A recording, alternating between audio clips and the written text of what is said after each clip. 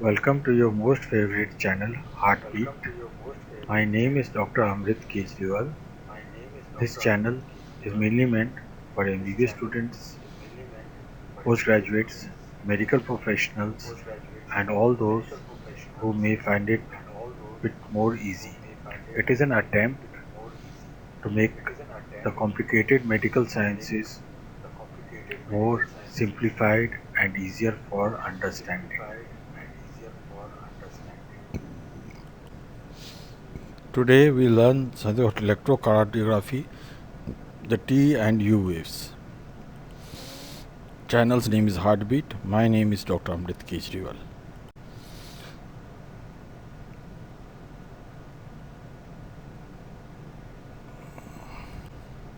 Now coming to the T wave. Most of us know P, Q, R, S and these are followed by the T wave. And the P wave comes again. So coming to the T wave, the shape and axis resembles the P wave in the normal ECG. It is smooth and rounded. P is relatively more peaked. T wave is more rounded. And it represents the repolarization of ventricles. Characteristics. Duration of the T wave is usually not measured.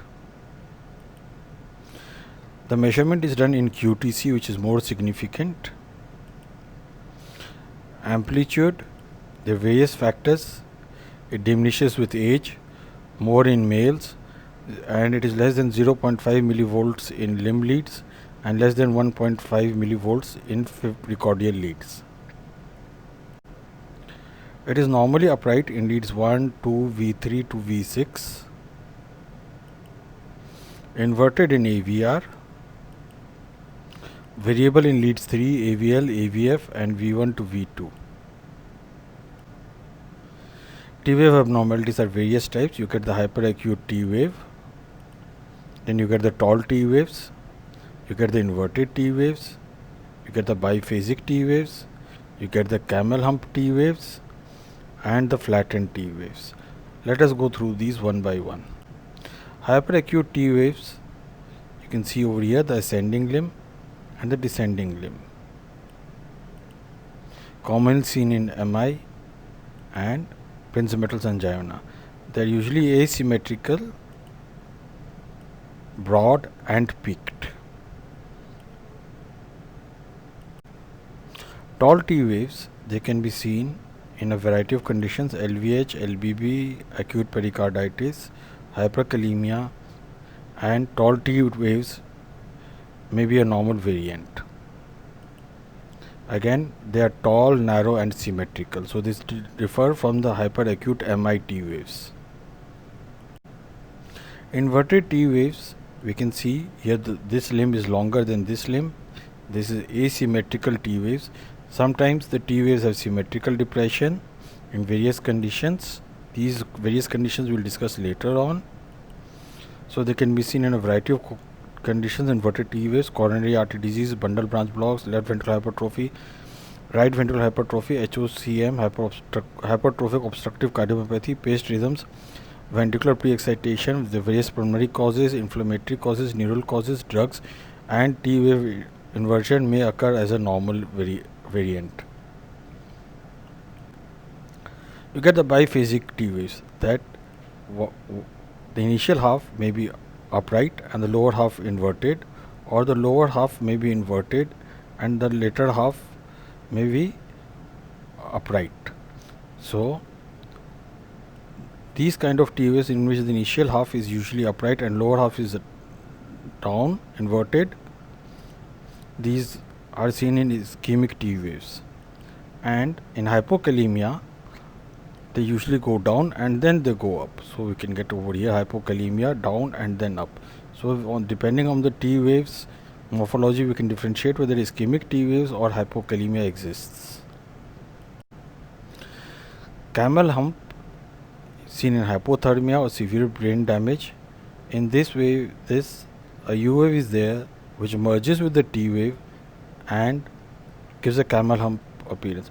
In patients of severe tachycardia, the P wave may merge with the T wave and this will also give a camel hump appearance to the T wave. Flattened T waves, that is less than 1 millimeter deviation, 0.1 millivolt, seen hypokalemia and digitalis toxicity. U wave. It is usually absent in most of the ECGs. It is a small rounded wave following the T wave. Same orientation as T wave usually. It's most prominent in V2 and V3. Larger at slow heart rates. At fast rates, T wave and U wave diminish in size. And at fast rates, T and U wave may merge with the following P wave. So this may give a camel hump appearance. So here is the U wave. We can see over here that follows the T wave. It's usually smaller in size than the T wave. And here is the following P wave. Coming to the features of the U wave.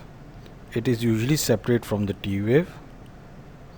TU junction may be seen at the baseline of ECG. Fusion of T and U wave may be seen.